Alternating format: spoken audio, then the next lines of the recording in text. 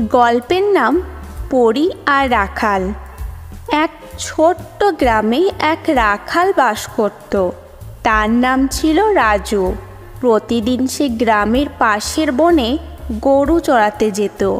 বনের ভেতর ছিল একটি রহস্যময় লুকোনো জায়গা, যেখানে কেউ যেত না।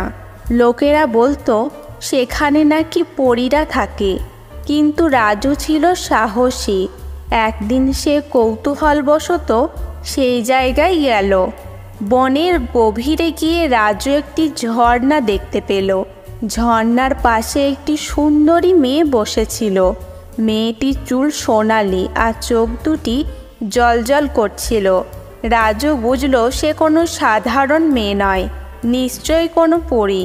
পরীটি রাজুকে দেখে হেসে বলল, তুমি এখানে কেন এসেছো?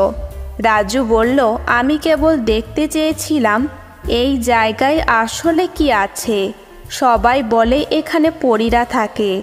পরী হেসে বলল, হ্যাঁ, আমরা এখানে থাকি, তবে আমরা কারো ক্ষতি করি না।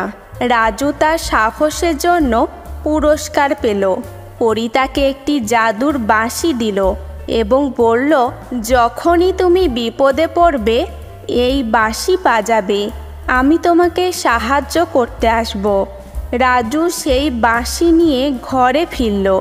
এরপর থেকে যখনই সে কোনো সমস্যায় পড়ত, বাঁশি বাজাতো এবং পরী এসে তাকে সাহায্য করত।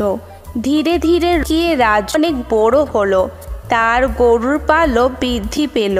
গ্রামের সবাই তাকে ভালোবাসতে লাগলো। রাজুর জীবন হয়ে উঠল আনন্দে ভরা। এইভাবেই রাজু আর পরীর বন্ধুত্ব গভীর হতে থাকে। তারা একসাথে গ্রামে সুখ আর শান্তি নিয়ে আসে। তো বন্ধুরা, যদি গল্পটি ভালো লেগে থাকে তাহলে অবশ্যই একটি লাইক করবে আর চ্যানেলটি সাবস্ক্রাইব করে নেবে আরও নতুন নতুন গল্প শোনার জন্য।